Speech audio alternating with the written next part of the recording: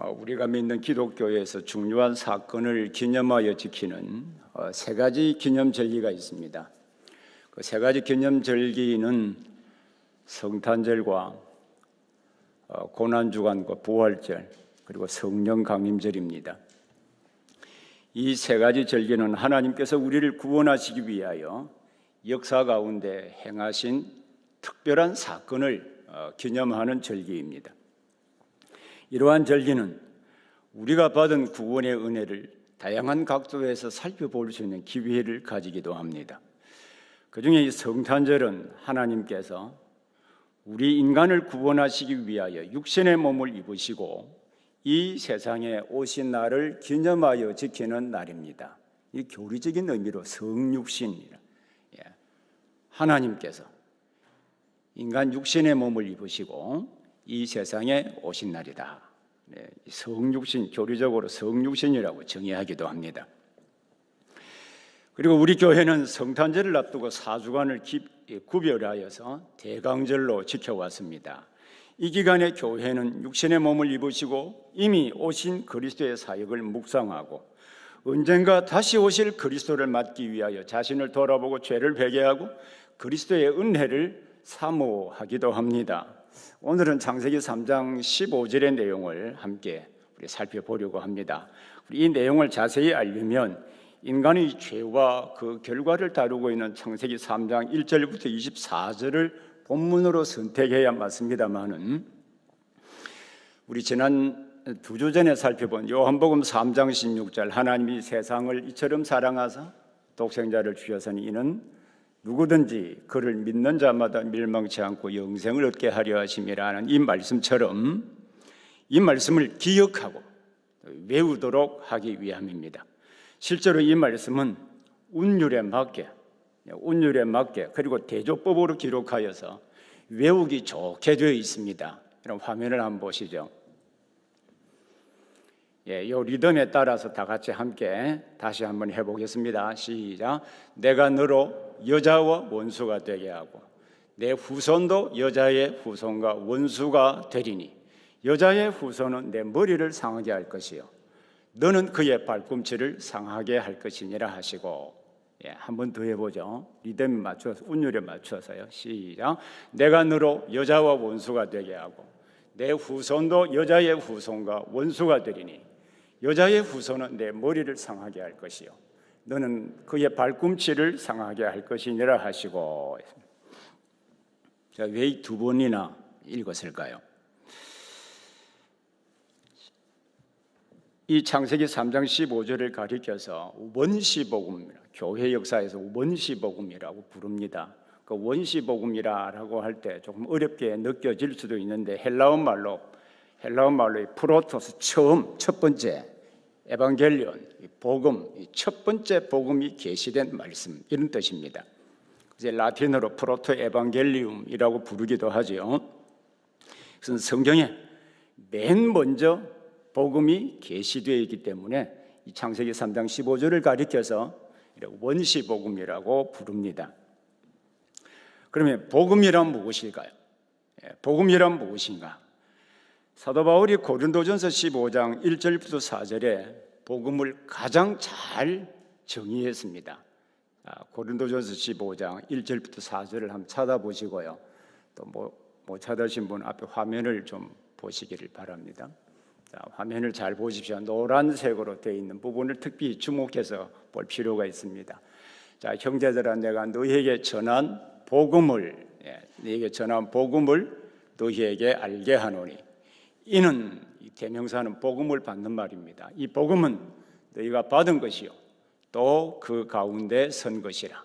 너희가 만일 내가 전한 그 말, 즉 복음이죠. 내가 전한 그 복음을 굳게 지키고 헛되이 믿지 아니하였으면 그로 말미암아, 그 복음으로 말미암아 구원을 받으리라.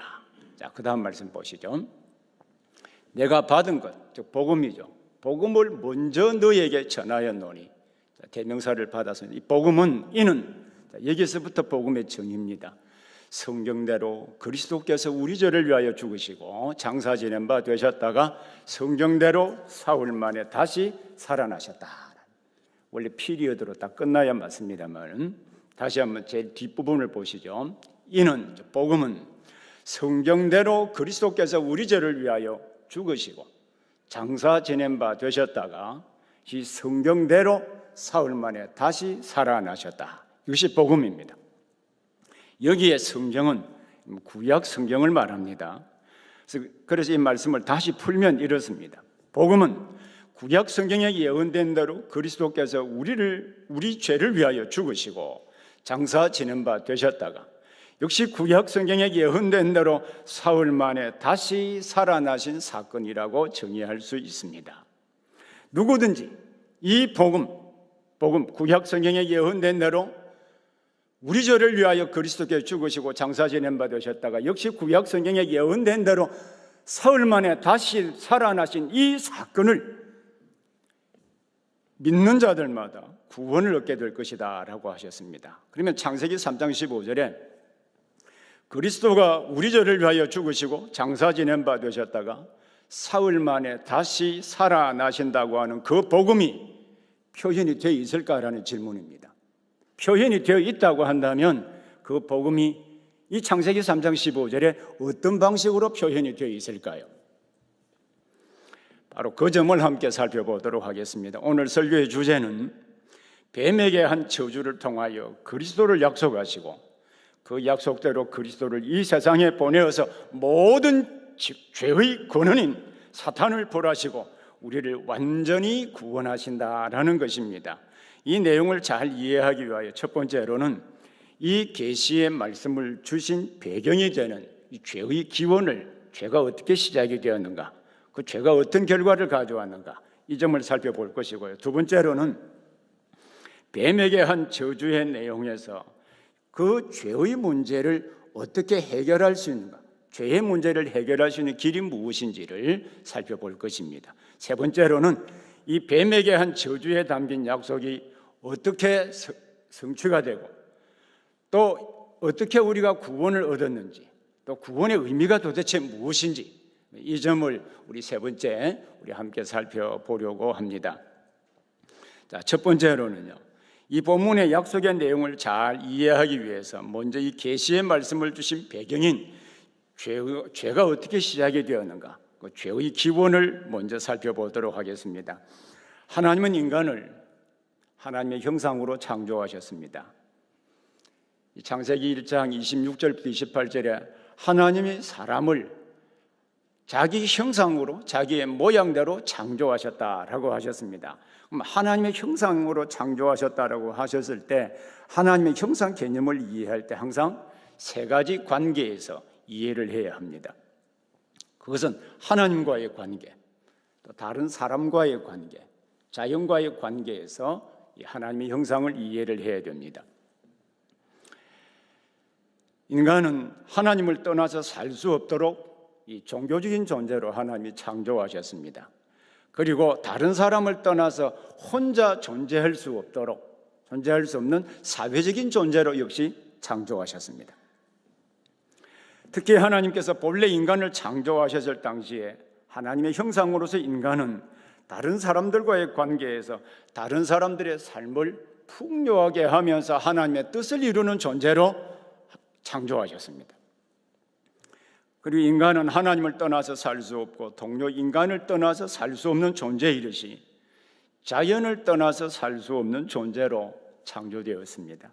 그래서 하나님께서 인간을 하나님의 형상으로 창조하셨다라고 하는 것은 하나님과의 관계에서 하나님과 교제할 수 있는 존재로 창조하셨다는 것이고, 인간과의 관계에서 서로 협력하고 사랑하는 관계로 창조하셨다는 것이고, 또한 자연과의 관계에서 자연을 지배하는 권한은 가지고 있되 자연을 잘 관리하고 돌보며 조화를 이루는 관계로 창조하셨다. 이것이 우리 인간 본래의 모습일 뿐만 아니라 이것이 하나님의 형상의 정의입니다. 다시 한번 하나님의 형상의 정의는 매우 중요하기 때문에 이 구원과도 직결되는 문제이거든요. 하나님과의 관계에서 하나님을 알고 하나님과 교제할 수 있는 존재로, 사람과의 관계에서 사람을 서로 사랑하고 협력하여 하나님의 뜻을 이룰 수 있는 존재로, 자연과의 관계에서 자연을 잘 관리하고 돌보아서 이상적인 자연을, 하나님이 원하시는 세상을 만들어가는 존재로 창조되었다는 것이 하나님의 형상 교리의 핵심입니다. 그러나 이러한 하나님의 형상으로서 영원한 생명을 누리며 사는 것은 저절로 되는 것은 아닙니다. 그것은 하나님과 맺은 언약을 지킴으로 말미암아 가능한 것입니다. 그 언약의 내용은 우리 처음 하나님과 인간과 맺은 그 언약의 내용이 창세기 2장 16절 17절에 기록이 되어 있습니다. 창세기 2장 16절 17절을 보기를 바랍니다. 자, 이 말씀도 우리 함께 읽겠습니다. 여호와 하나님이 그 사람에게 명하여 이르시되 동산 각종 나무의 열매는 내가 임의로 먹되 선악을 알게 하는 나무의 열매는 먹지 말라. 내가 먹는 날에는 반드시 죽으리라 하시니라. 이것이 하나님과 우리 인간이 맺은 최초의 언약입니다. 이 언약이 순종하는 행위를 조건으로 맺은 계약이기 때문에 행위 언약이라고 부르기도 합니다. 선악과를 따먹느냐 따먹지 않느냐라고는 행위를 조건으로 맺었다고 해서 행위 언약이라고 부르기도 하고, 이 언약을 지킴으로 말미암아 생명을 얻을 수 있다라고 해서 생명의 언약이라고 부르기도 합니다. 그리고 인류의 대표인 아담과 대표로 언약을 맺었다고 해서 아담 언약이라고 부르기도 하고, 하나님이 온 세상을 창조하실 때 맺은 언약이라고 해서 창조 언약이라고 부르기도 합니다. 사실 하나님과 피조물 사이의 간격은 너무 크기 때문에 비록 이성적인 피조물이라 할지라도, 즉 하나님의 형상이라고 할지라도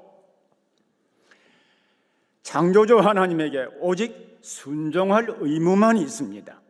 그럼에도 불구하고 하나님 편에서 자원하여 자기 자신을 인간의 모습 낮추시고 언약이라는 방법으로 사람과 교제하기를 기뻐하셨습니다.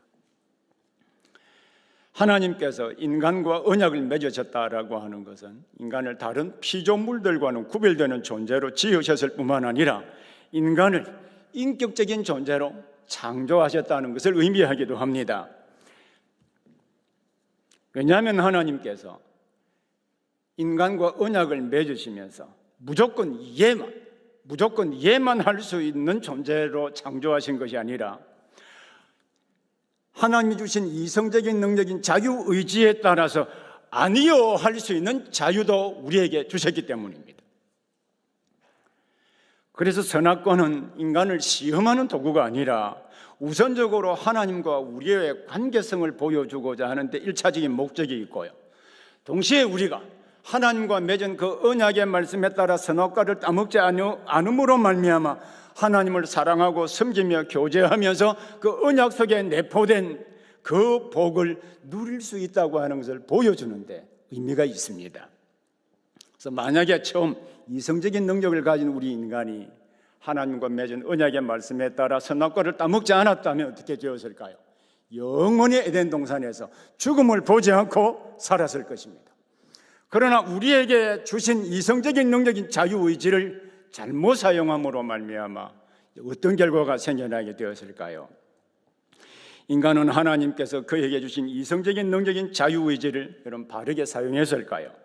어느 날 뱀이 인간에게 창세기 3장 1절에 보면 하나님이 참으로 너희들의 동산 모든 나무의 실과를 먹지 말라고 하시더냐라고 물었습니다. 그때 여자는 하나님께서 동산 중앙에 있는 나무의 실과는 하나님의 말씀에 너희는 먹지도 말고 만지지도 말라, 너희가 죽을 수 있다라고 말씀했다고 그리 사탄에게 말했습니다. 그래서 이 뱀은 아니다, 절대로 죽지 않는다, 너희가 그것을 먹는 날에는 눈이 밝아져서 하나님처럼 된다라고 말했습니다. 그때부터 선악과가 달리 보이기 시작했죠. 먹음직도 하고 보암직도 하고, 따먹으면 하나님처럼 될 수도 있겠다, 그런 기대도 가질 수 있었겠죠. 사실 뱀의 유혹은 논리적으로 맞지 않습니다. 선악과를 먹으면 하나님처럼 될 수 있다면 구태여 선악과를 하나님이 두실 이유가 없지 않겠습니까? 그러나 세상의 역사를 볼 때나 우리가 살고 있는 그 사회 현상적으로 볼 때도 거짓말은 논리적으로 합당하기 때문에 믿는 것이 아닙니다. 몇 년 전에 SBS 드라마 가운데 낭만 닥터 김사부, 여러분 혹시 보세요? 제가 1편부터 20편까지 다 봤습니다. 그래서 제가 제 아내도 목사가 돼서 늘 드라마 본다고, 때로는 이 드라마도 볼 필요가 있지 않을까요? 낭만 다큐 김사부에 악역으로 나온 도 원장이 이 스승과 제자의 관계를 깨기 위해서 기자에게 이런 질문을 합니다. 세상에서 가장 쉬운 일이 무엇인지 아십니까?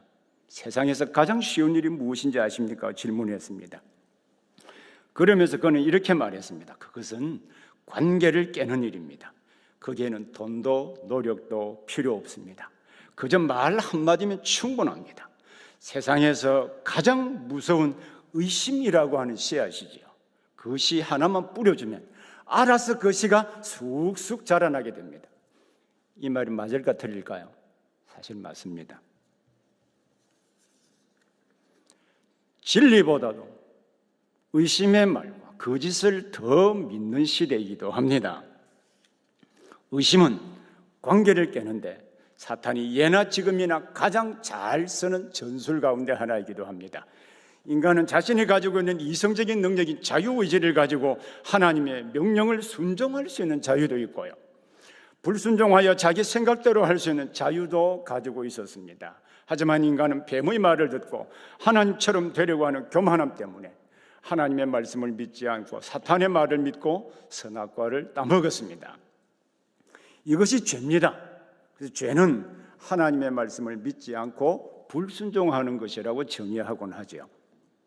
이 죄로 말미암아 사탄이 의도한 대로 하나님과의 관계를 깨고 인간과 자연과 가진 관계까지 변질시키거나 왜곡시켰을 뿐만 아니라 모든 인간의 범죄와 악한 행위들이 그로부터 나타나기 시작을 했습니다. 특히 죄로 말미암아 변질된 하나님의 형상으로서 인간은 하나님이 그에게 하나님을 알만한 것을 보여주셨음에도 불구하고 헛된 우상으로 바꾸어 섬기게 되었습니다. 인간을 사랑하고 협력하기보다는 미워하고 질투하고 심지어 죽이기도 하는 존재로 변질되었습니다. 자연은 저주를 받아서 가시와 엉겅퀴를 내게 되었습니다. 그리고 타락한 인간은 자연을 이기적인 목적으로 사용하여 해롭게 하거나 착취했습니다. 오늘날 인류 사회에서 발생하는 모든 문제들은 다 이 죄에서 비롯된 것입니다. 예를 들면 그것들은 인간의 욕심과 다툼과 미움으로 여기에서 발생하는 전쟁과 경제적인 불균형과 각종 부조리한 사회 현실과 각종 질병과 그리고 지진과 기근과 홍수와 같은 자연재해 등도 인간이 지은 죄로 말미암아 비롯된 것입니다. 인간은 이러한 문제를 해결하기 위해서 긴 역사 동안에 교육이나 철학이나 종교나 다양한 방법들을 사용해 왔었습니다만 근본적으로 죄의 문제를 해결하지 않는다면 인간의 문제도 세상의 문제도 결코 해결할 수 없습니다. 왜냐하면 인류와 자연환경과 관련된 모든 부조리한 문제는 죄에서 비롯되었기 때문입니다. 바로 이것이 이 계시의 말씀을 주신 매우 중요한 배경입니다. 두 번째로, 그럼 지금 인류와 환경과 관련된 모든 부조리한 문제의 근원인 죄의 문제를 어떻게 해결할 수 있는지를 함께 살펴보겠습니다. 사실 인간 스스로 인간이 가지고 있는 그 지혜와 능력으로는 결단코 이 죄의 문제를 해결할 수가 없습니다. 참 감사하게도 하나님께서 그 길을 뱀에게 내린 저주를 통하여서 알려주셨습니다. 뱀의 유혹으로 말미암아 인간이 선악과를 따먹고 죄를 범하자 하나님께서는 먼저 여자를 거짓말로 유혹한 뱀을 저주하셨습니다. 이 뱀에게 저주한 내용이 창세기 3장 14절 15절입니다. 창세기 3장 14절 15절 말씀을 다시 한번 보겠습니다. 여호와 하나님이 뱀에게 이르시되 내가 이렇게 하였으니 내가 모든 가축과 들의 모든 짐승보다 더욱 저주를 받아 배로 다니고 살아있는 동안 흙을 먹을지니라. 내가 너로 여자와 원수가 되게 하고 내 후손도 여자의 후손과 원수가 되게 하리니 여자의 후손은 내 머리를 상하게 할 것이요 너는 그의 발꿈치를 상하게 할 것이니라 하시고 했습니다. 하나님께서 뱀에게 한 저주에서 죄의 문제를 해결할 수 있는 길인 복음을 약속해 주셨습니다. 이 저주 안에 그럼 복음이 어떻게 계시가 되어 있을까요?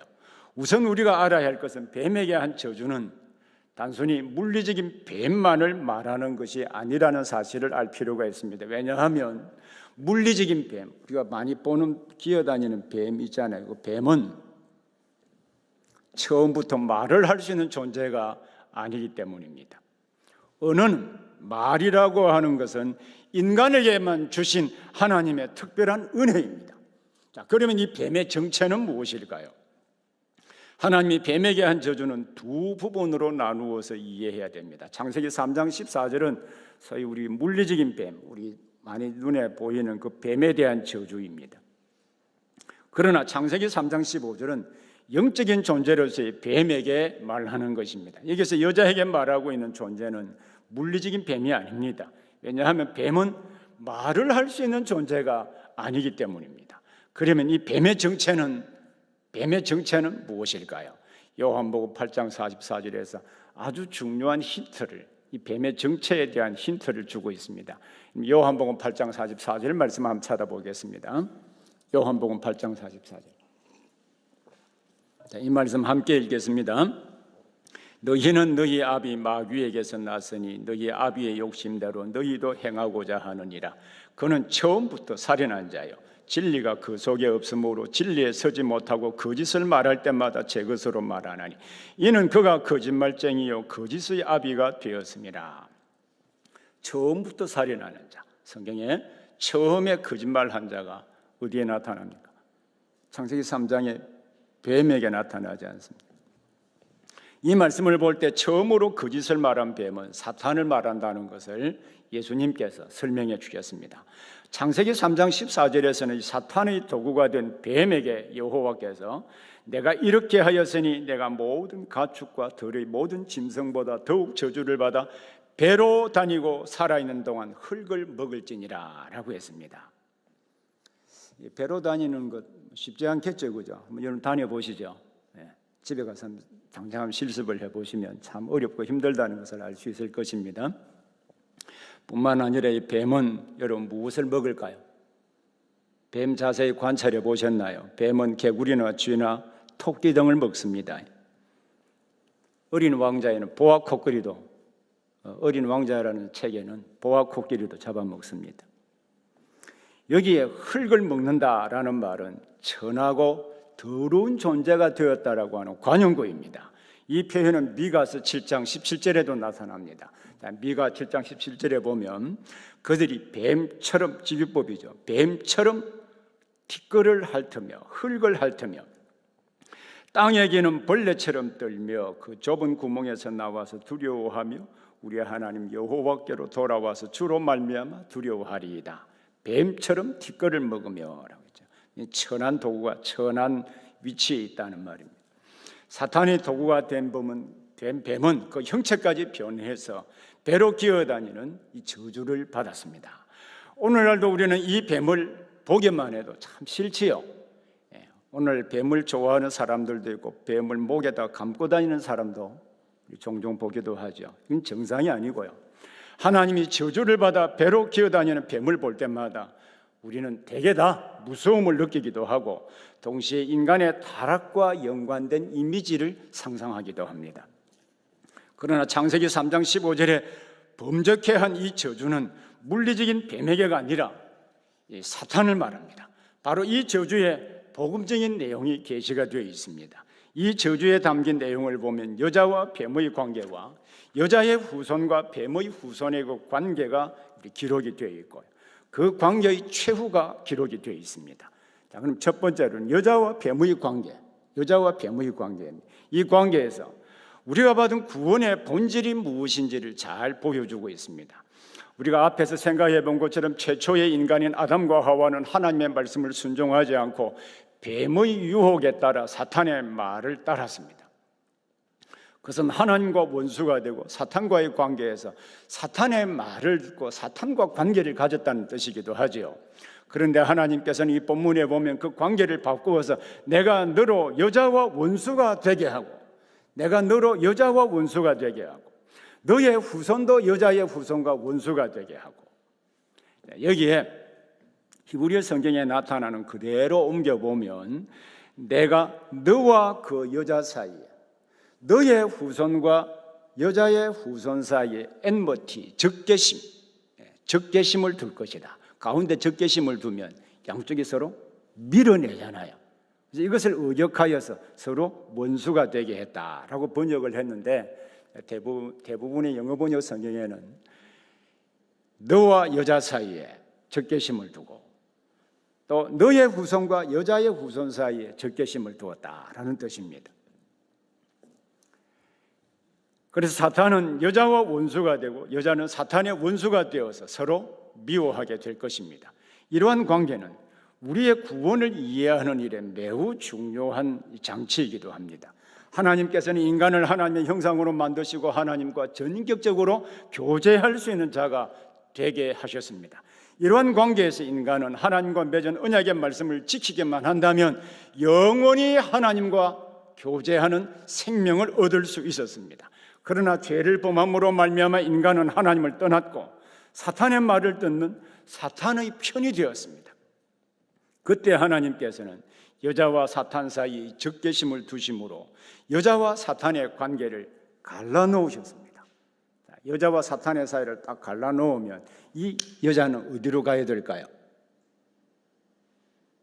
하나님께서 범죄한 여자와 사탄 사이를 적개심을 두어서 갈라놓으셨잖아요. 원래 사탄의 말을 들음으로 말미암아 편이 되게 하셨는데 적개심을 두심으로 갈라놓았는데 이 여자는 어디로 가야 될까요?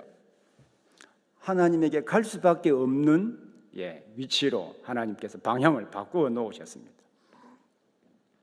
이 저주는 사탄에게 무엇을 의미하는 것일까요? 사실 사탄은 이 저주로 말미암아 자기의 말을 듣고 따랐던 첫 번째 노략물을 잃어버렸습니다. 여자가 사탄의 유혹에 빠져서 하나님과의 관계가 깨어지게 되어서나 사탄의 편이 되어서 그의 종이 되지 않았다는 뜻이기도 합니다. 오히려 사탄과 원수 관계가 되었습니다. 여기에 구원의 본질적인 면이 나타나 있는데 사탄과의 관계에서 하나님과의 관계로 전환될 수 있도록 그 가운데 적개심을 두심으로 말미암아 관계를 바꾸신 것입니다. 여기서 그럼 여자는 누구를 말하는 것일까요? 그것은 하와를 말하는 것일 수도 있겠습니다만은 특별히 일반 모든 여성을 말한다고 보아야 합니다. 그것은 인간을 구원할 자로서 여자의 역할에 초점을 맞추고 있기 때문입니다. 우리는 이 기록만 가지고서는 여자를 사실 어떻게 해석해야 되는지 자세히 알 수는 없습니다. 그러나 성경 전체의 문맥에서 볼 때 여자의 후손을 통하여서 메시아를 보내셨다는 사실을 잘 알고 있습니다. 특히 메시아이신 예수님을 성령으로 잉태되어서 처녀 마리아의 몸을 통하여 오시게 하셨습니다. 그래서 여자는 우리 성경 전체의 문맥에서 이해할 때 예수님을 보내시는 통로로서의 역할을 말한다는 것을 알 수 있습니다. 그럼 두 번째로는요, 여자의 후손과 사탄의 후손과의 관계가 역시 본문에 창세기 3장 15절에 기록이 되어 있습니다. 이 관계에서는 우리 구원사역의 계속성과 구원사역의 어려움을 설명하고 있습니다. 하나님께서는 여자뿐만 아니라 여자의 후손과 사탄의 후손 사이에도 적개심을 두실 것이라고 하셨습니다. 이 사실을 이해하기 위하여 여자의 후손은 누구를 가리키는 말인지, 이 여자의 후손은 누구를 가리키는 말인지를 알아야 합니다. 여자의 후손은 누구를 가리키는지를 알기 위해서 먼저 그 반대 질문을 한 가지 생각할 필요가 있습니다. 여자의 후손은 여자에게서 나는 모든 인류 전체를 말한다고 할 수 있겠습니까? 여기서 나오는 이어서 나오는 우리 창세기 4장에 보면요, 동생 아벨을 돌로 쳐 죽이는 가인의 살인 사건을 4장에서 기록을 하고 있죠. 신약 성경에서 이 가인을 가리켜서 요한일서 3장 12절에서 이런 말씀을 하셨습니다. 가인같이 하지 말라. 저는 악한 자에게 속하여, 즉 사탄에게 속하여 그 아우를 죽였다라고 했습니다. 그는 그의 동생 아벨과 같이 하와의 후손이지만 이 본문에 기록된 여자의 후손으로 간주될 수는 없습니다. 그는 사탄을 대적하는 자가 아니라 사탄을 따르는 사탄의 후손이 되었기 때문입니다. 그러므로 이 본문에서 말하는 여자의 후손은 단순히 여성의 육체적인 후손인 전 인류와 동일될 수 있는 것은 결탄코 아닙니다. 그러면 여자의 후손은 누구를 말하는 것일까요? 그것을 잘 알 수 있는 말씀이 다음 장에 나오는 창세기 4장 25절에 기록이 되어 있습니다. 창세기 4장 25절 앞에 말씀 보고 같이 함께 읽어보겠습니다. 아담이 다시 자기 아내와 동침하며 그가 아들을 낳아 그의 이름을 셋이라 하였으니 이는 하나님이 내게 가인이 죽인 아벨 대신에 다른 씨를 주셨다 함이며, 가인이 죽인 아벨 대신에 다른 씨, 다른 후손을 주셨다. 그럼 뱀에게 한 저주를 옆에서 누가 들었을까요? 아담도 들었고 하와도 들었겠지요. 그런데 아벨을 가인이 죽였습니다. 그러면 구원자가 오시기 위해서 아벨 대신에 다른 씨를 주셔야 되겠죠. 그래서 아벨 대신에 다른 씨 셋을 주셨는데, 이 셋을 가리켜서 가인이 죽인 아벨 대신에 다른 후손, 여자의 후손으로 셋을 주셨다, 이런 의미입니다. 우리는 아담의 이 후손들의 계보가 성경에 많이 나타나고 있는데, 창세기 안에 10개의 계보가 나타나고 있고요. 그리고 룻기서 제일 마지막에 계보가 나타나고 있고, 역대상 1장부터 9장에, 마태복음 1장에, 누가복음 3장에 이 계보가 나타나고 있습니다. 이 계보는 히브리어 말로 톨레이도트라는 말, 헬라어 말로 게네시스입니다. 기원이라는 말이거든요. 구속의 기원. 하나님께서 여자의 후손으로 메시아를 보내시겠다고 하는 그 기원, 그 경로를 계보라고 말합니다.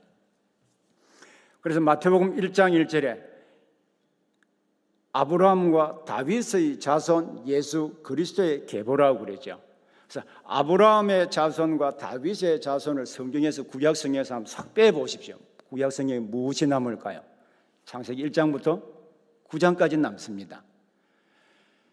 그러면 구약성경 아브라함의 스토리와 다윗의 스토리와 그의 자손에 대한 스토리가 예수 그리스도의 오심과 관련된 이야기라는 뜻이겠죠.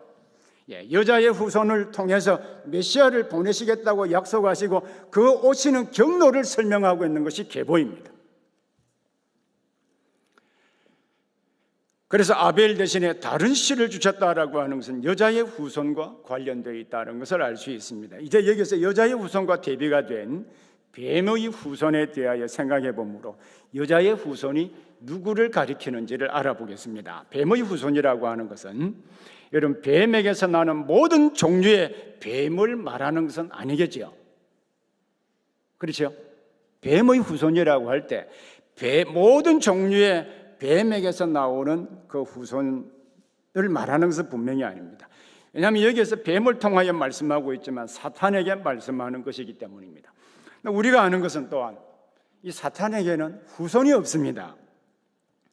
천사들과 사탄은 가족관계가 없다고 예수님께서 마가복음 12장 25절에서 말씀하시기 때문이죠. 오히려 사탄은 그를 따르는, 그를 지지하는 동료들이 있을 뿐입니다.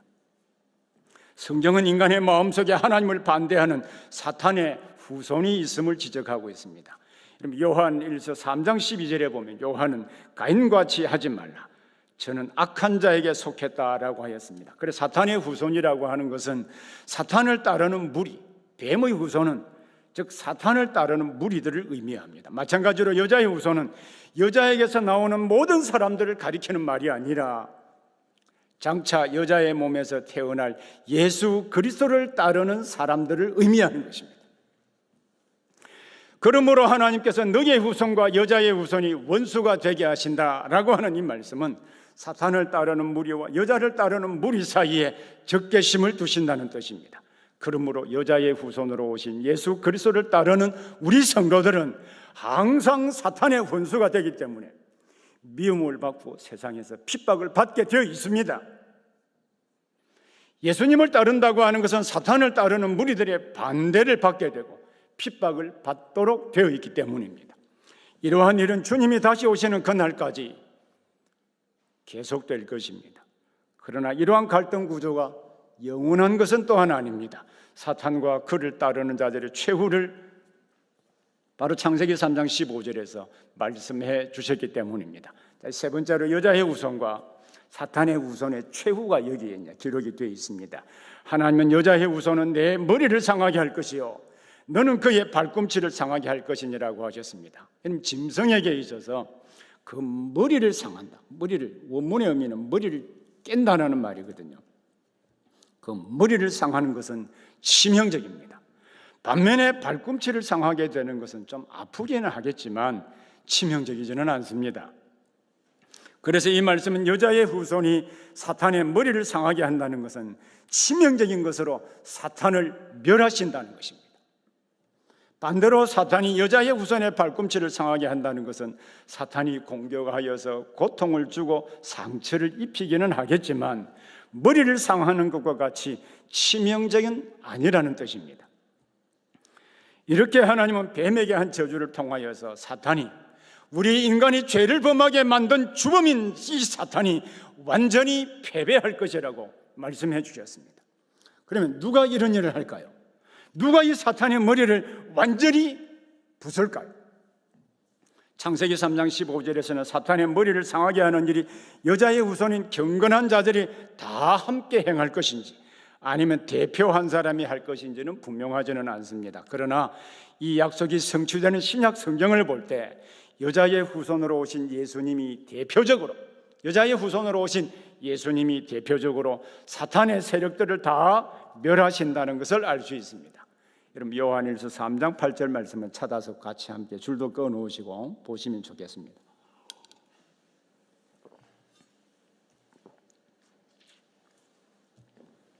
자, 우리 함께 같이 읽겠습니다. 죄를 짓는 자는 마귀에게 속하나니 마귀는 처음부터 범죄함이라. 하나님의 아들이 나타나신 것은 마귀의 일을 멸하려 하심이라. 이게 하나님의 아들, 영어 성경에는 대문자로 번역을 했거든요. 예수님이, 그리스도께서 나타나신 것은 마귀의 일을 멸하려 하심이라. 우리가 이 말씀을 볼 때 여자의 후손으로 오실 그리스도를 통하여 사탄을 완전히 멸망시키고 구원해 주실 것을 의미한다는 것을 알 수 있습니다. 그래서 뱀에게 한 저주의 복음이 계시가 되어 있다는 것입니다. 그리스도를 보내어서 우리 인류로 하여금 죄를 짓게 만드는 죄의 근원인 마귀의 일들을 멸하시고 우리를 구원하신다고 하는 그 내용이 바로 창세기 3장 15절에 담겨 있기 때문에 창세기 3장 15절을 가리켜서 원시복음이라, 프로토 이방겔리움이라고 말합니다. 좀 큰 세 번째로요. 자, 뱀에게 저주한 내용 속에 약속한 대로 그러면 하나님께서는 그리스도를 보내시고 우리를 구원해 주셨을까요? 원수인 이 사탄을 멸하시고 죄로 말미암아 깨어진 하나님과 우리의 관계를 과연 하나님께서 회복시켜 주셨을까요? 성경에 보면 여자의 후손을 통하여 그리스도를 보내신다고 약속하신 대로 하나님께서 택한 백성들인 셋과 다음 노아를 선택하여 이 약속을 좀 더 구체적이고 선명하게 보여주기 시작하셨습니다. 그리고 아브라함을 선택하여 그의 후손을 통하여 메시아를 보내실 것이라고 약속하시고 그 후손에게서 이스라엘이 나게 하셨습니다. 그리고 이들에게서 다윗을 태어나게 하시고 다윗의 자손으로 주전 6년에 로마 황제 가이사 아구스도가 통치하던 시대에 하나님께서 육신의 몸을 입으시고 그리스도가 태어나게 하셨습니다. 그리고 유대 총독 빌라도가 통치할 때 사탄의 유혹으로 말미암아 우리가 지은 모든 죄를 대신하여 예수님께서 바로 우리 대신 십자가를 지시고 장사 지낸 바 되셨다가 사흘 만에 살아나셨습니다. 이로 말미암아 우리가 받아야 할 죄의 형벌을 대신 받으시고 사탄을 벌하시고 우리를 구원해 주셨습니다. 주님이 다시 오실 때까지 그리스도를 믿음으로 구속받은 사람들과 사탄의 무리를 따르는 자들의 싸움은 계속될 수밖에 없겠습니다만 이 싸움 역시 언젠가는 반드시 끝이 오게 될 것입니다. 그리고 주님이 재림하실 때 사탄의 세력을 완전히 멸하시고 완전하게 우리를 구원해 주실 것입니다. 바로 이러한 이유로 창세기 3장 15절을 가리켜서 원시복음이라고 합니다. 하나님께서 인간이 죄를 범할 때 뱀을 저주하심으로 약속하신 대로 역사 가운데 여자의 후손으로 메시아를 보내주셨습니다. 그로 말미암아 인간의 모든 문제의 근원인 이 죄의 문제를 해결해 주심으로 죄에서 구원해 주신 이 복음을 이 창세기 3장 15절에서 담고 있습니다. 그럼 여기서 구원이 무엇을 의미하는지, 우리는 구원받게 해주신 것 감사합니다라고 구원에 대해서 많이 말을 하죠. 구원이 무엇인지 다시 정의할 필요가 있습니다. 우리에게 왜 구원이 필요하게 되었습니까? 그것은 사탄이 유혹할 때 하나님의 약속을 의심하고 믿지 못하여 하나님처럼 되려고 하는 교만함 때문에 선악과를 먹는 죄를 범했기 때문입니다. 죄는 하나님의 말씀을 믿지 않고 불순종하는 것이라고 했죠. 이 죄로 말미암아 하나님의 형상으로 지음을 받은 인간은 사탄이 의도한 대로 하나님과의 관계를 깨고 인간과 자연과 가진 관계를 변질시키거나 왜곡시켰습니다. 이뿐만 아니라 모든 인간의 범죄와 악한 행위들이 이 죄에서 비롯되기 시작했습니다. 인간의 욕심과 다툼과 미움으로 비롯된 전쟁과 사회적인 부조리와 각종 질병과 심지어 자연재해까지 죄 때문에 발생하게 되었습니다. 그러나 예수님은 인류의 모든 근원적인 문제인 죄를 대신 담당하고 십자가에 죽으셨습니다. 그래서 구원은 이 죄로 말미암아 변질되거나 왜곡된 그 하나님의 형상을 다시 회복하는 것입니다. 죄로 말미암아 변질되거나 왜곡된 하나님의 형상을 다시 회복하여서 하나님과 우리와의 관계에서 하나님을 사랑하고 하나님과 교제할 수 있는 존재로 회복시키고 인간과의 관계에서 이웃을 사랑하고 협력하며 하나님의 뜻을 이룰 수 있는 존재로 우리를 회복시키시고 자연과의 관계에서 인간은 하나님이 창조하신 세상을 바르게 관리하는 존재로 회복되는 것을 가리켜서 구원이라고 정의합니다.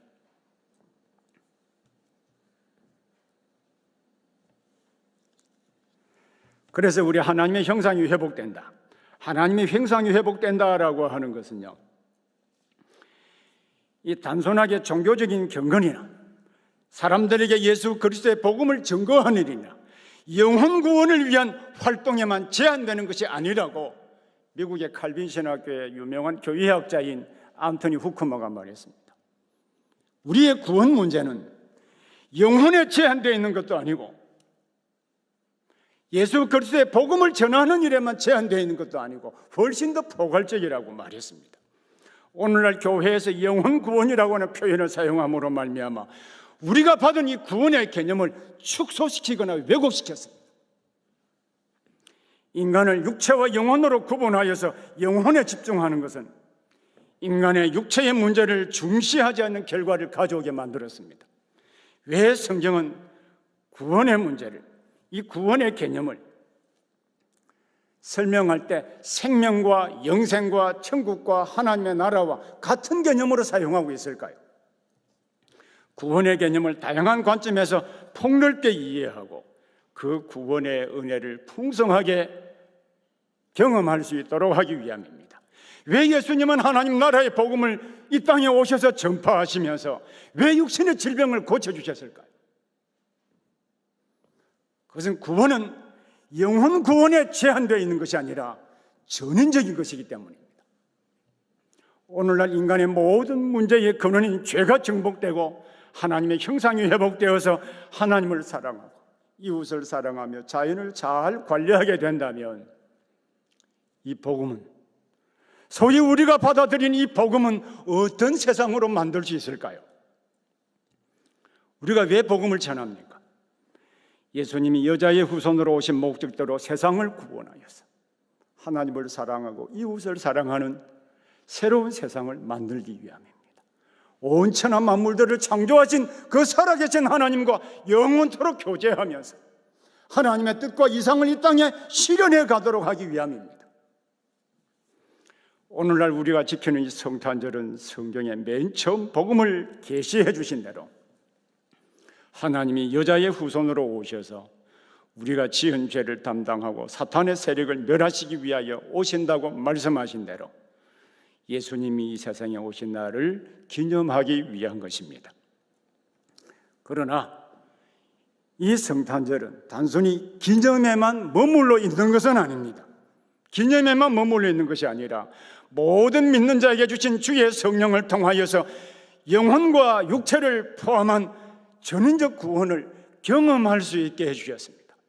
왜냐하면 성령은 예수 그리스도 안에 이루신 모든 구원의 은혜를 우리에게 어플라잉 적용해 주시기 위해서 하나님께서 보내신 분이시기 때문입니다.